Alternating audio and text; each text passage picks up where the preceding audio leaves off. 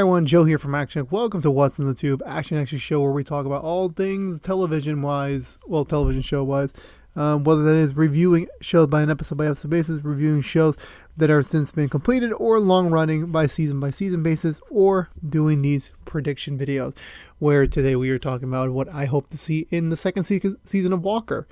Before I continue further, just to know the difference in my tone and everything, So I recorded the video portion last night, and the first half of the video's audio was gone.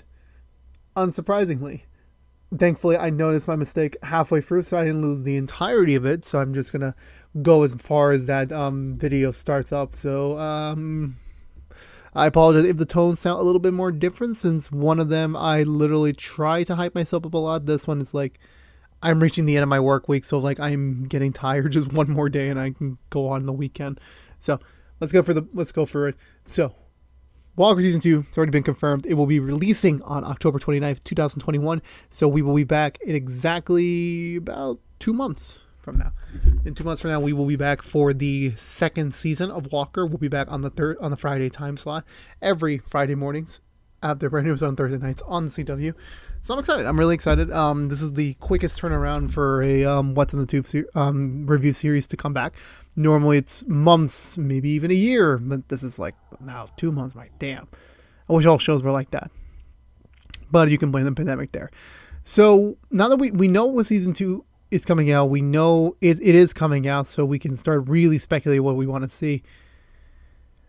To start it off, I think the theme for this season, because every show has like a theme throughout the entire season, like that all the characters are going to go somewhat on a journey throughout.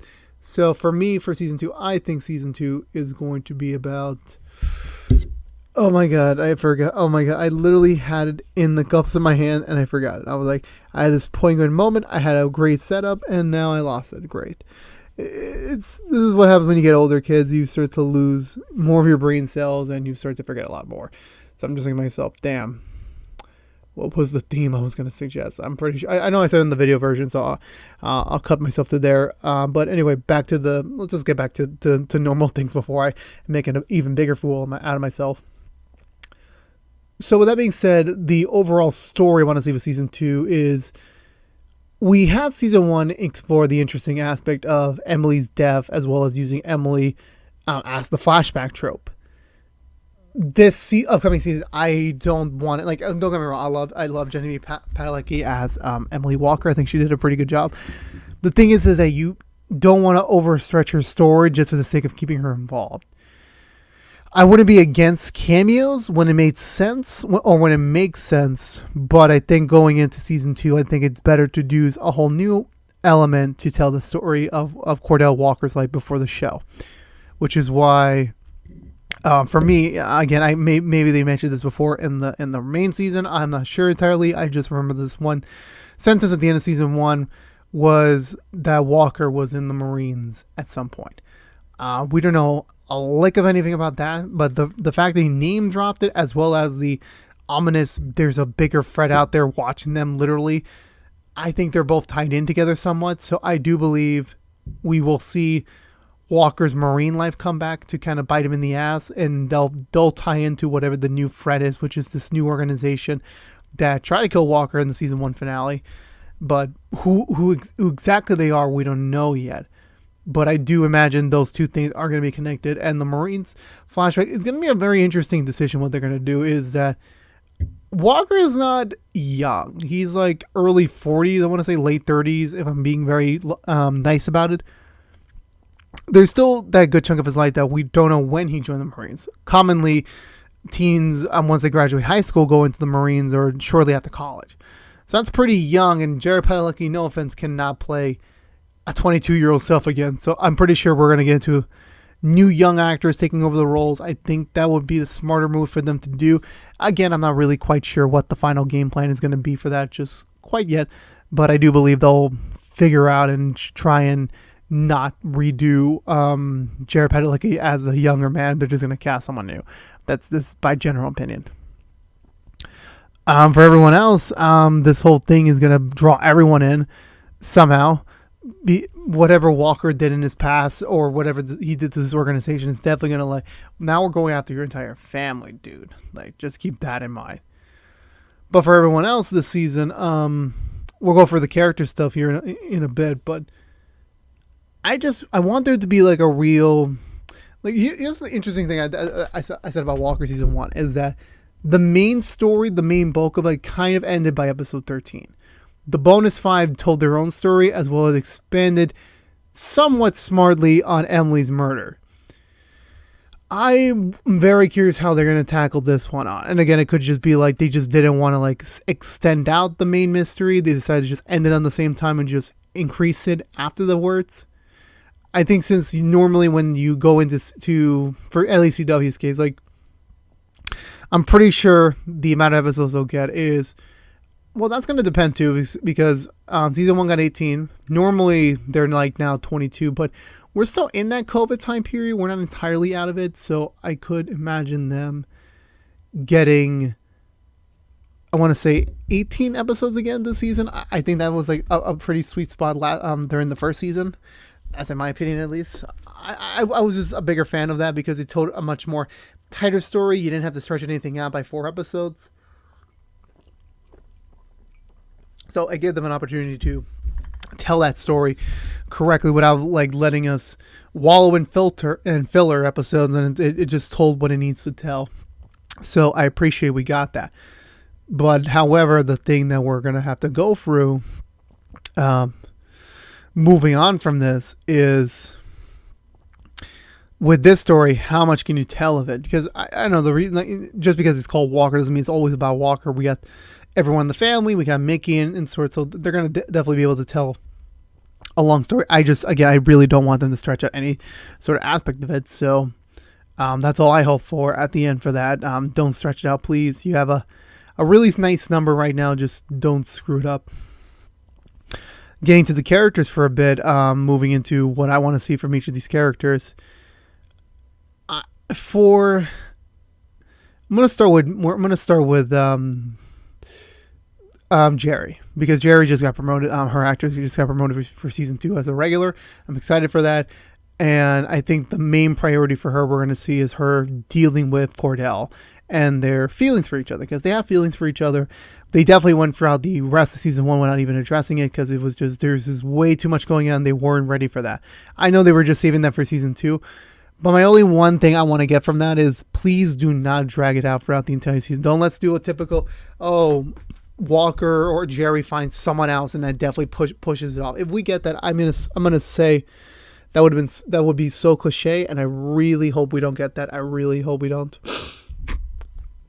But in the reality of things, I would normally like to see that resolved in the first 5 episodes of the season. I think that's something you can get out quickly during the first airing block, because it comes out a little bit later, like a little bit later. So we're not going to get a full 8 episodes before we break for winter. I think maybe we'll get 6 or 7 at the end, which is a perfect amount of time to, like, let's get through the Jerry and Walker stuff. Let's get that established. Like, are they going to be more than friends? Are they going to just still be friends with this, sort of like, we have a thing for each other, but it's not really smart for us to do it. That sort of thing. I want that to be figured out early on, because I really do not want that to continue forward. And maybe also Jerry could establish more of a friendship with Mickey, as they were definitely teeing that up at the end of season 1, that they could have some sort of vibe, some sort of like friendship brewing.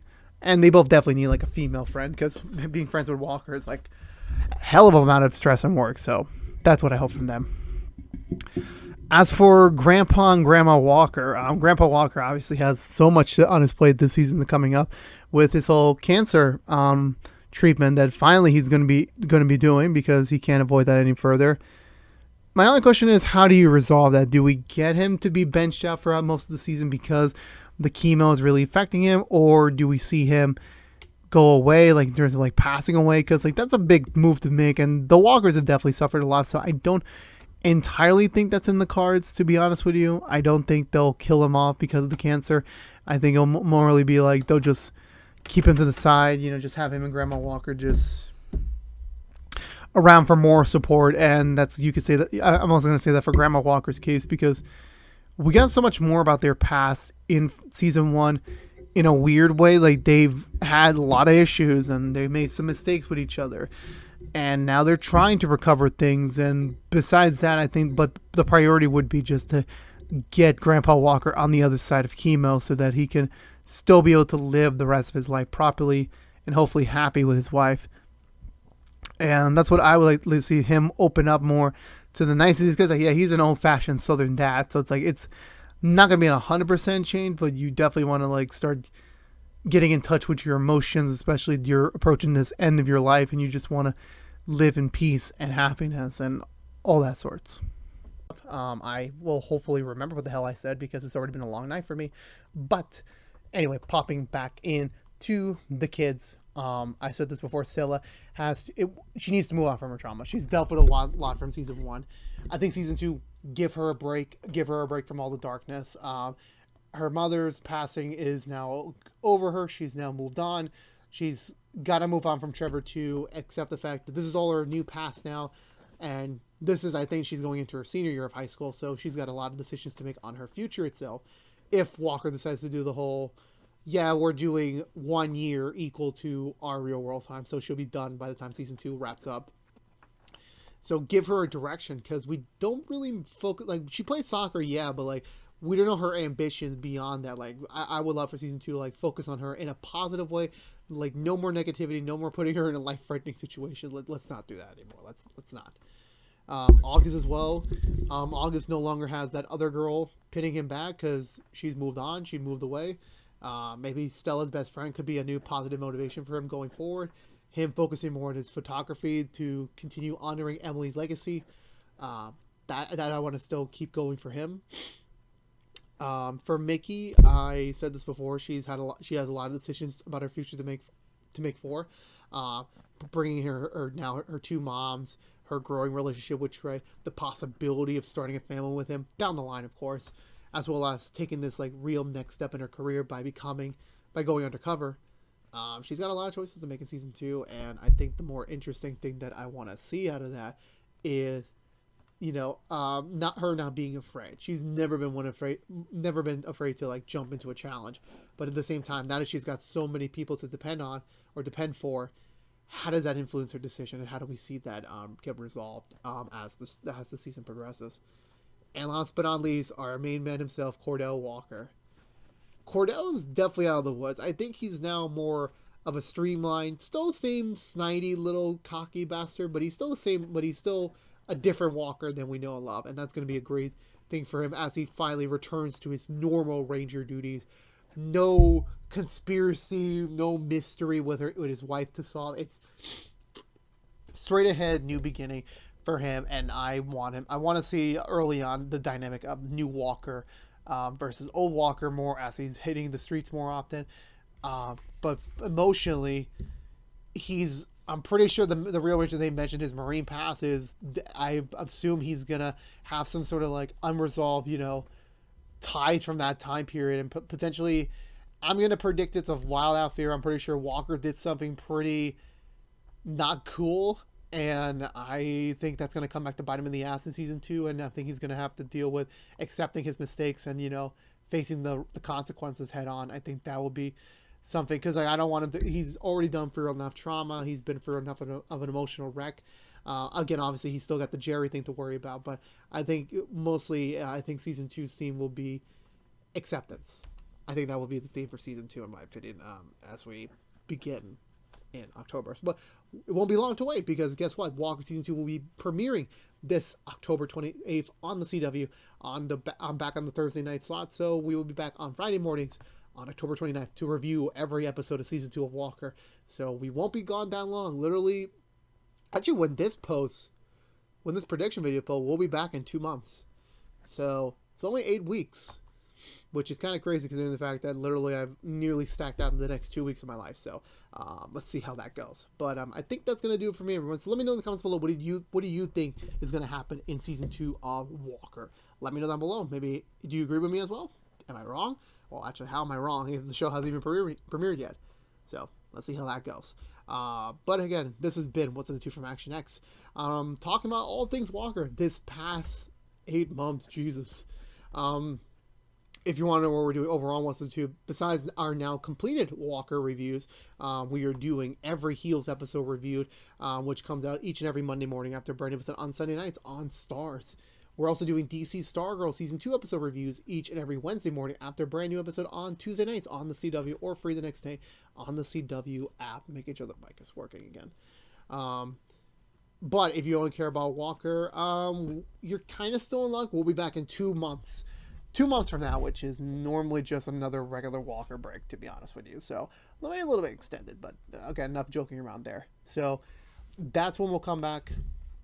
We'll start the season 2 reviews there, so it won't be that much of a wait, so stay tuned for that. But in the meantime, to kind of fill out this time period per se, there's going to be a lot of changes. There'll be more information as we go about. This is like the first time I'm prematurely saying things, so we're not jumping to another review series quite yet. So right now what we're going to be doing is that next week, Thursday, because we're going to be switching around the time slots a lot, we'll be doing our season 1 review for Monsters' work. We did a first impression that while Walker was on one of its many breaks, we were sadly not able to get the numbers we need to do a full episode by episode review, but after watching the whole season, or almost the whole season, next week's the finale, I don't think it was the worst thing in the world, considering the fact there really wasn't much to talk about every week, to be honest with you. So it was better for that to work out. So the season 1 review will be next week. That will be non-spoilers, as always, with our season 1 reviews of sorts on this channel. So don't worry about spoilers, even if there isn't really that many to go upon. And then the week after that, it will either be the return of our every Arrow season reviewed. I'm still very much question mark on that. I'm still waiting to hear back on Sal to see where his progress is at. It's been very busy for both of us. I just started a new job. His podcast has been getting more traction lately, so he's been a very busy man. So we'll update there. Otherwise, you'll get a quick impression on Grey's Anatomy, because during the past summer, I binged all 17 seasons, and I have a lot to say of that in 20 minutes. So that's kind of like going to be the rough time block going into there. And then later in September, we will be back on the Friday time slot for temporarily. It's going to be a lot of changing schedules. Sadly, Heels and our upcoming Doom Patrol every season 3 episode review will be affected by the eventual return of the Rookie and Walker as we get into September and October. So there's going to be a lot of moving dates around. It's going to be pretty hectic for a while, but we're going to make it work. We will make it work. So Doom Patrol will technically take over the Friday time slot for a little bit, not too much. I don't know how many episodes this season of Doom Patrol is going to be, but we're going to make it work. We're going to make it work. Don't worry about that. But again, if you're unaware, this has been What's in the Tube from ActionX. If you want to see more of us, please subscribe to ActionX on youtube.com/ActionXvideos, as well as follow us on social media to stay up to date with any sort of update for the channel, including our brand new Instagram page. Like, favorite, share this predictions video if you want to, but it helps us get it out there to other members of the Walker family who has yet to discover us, helps us beat up that YouTube algorithm that hates me ever so much, and as well as sharing is for free here on the internet. As well as ring that notification when our next video is live here for What's in the Tube, which is now currently every Monday, Wednesdays, mix or match Thursday and Fridays, depending on how things go in the next couple of weeks. But again, thank you guys so much for supporting me on this first season of content reviews for Walker. It's been a fun 20 videos. I loved it. I think Jared Padalecki killed it in his first post-SPN role. Hopefully this is just the beginning of a new journey for him. Hopefully not a long 15-year journey. We'll see how that goes as well. But again, I'll see you all again for season 2 in 2 months. Who knows where things will be for me at the end of October. Things could be the same. I could have a beard. I could outgrow the hat. I'm probably not going to outgrow the hat. We'll see how that goes. It's still a little bit of ways away. It's still got 2 months. Anything can happen in 2 months. But then, until we see each other again in 2 months, again, thank you so much for all your support. I love you all.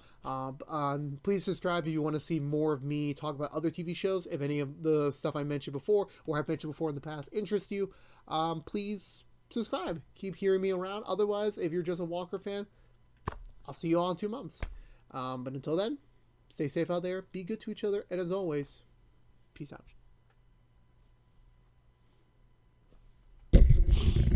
Great after an entire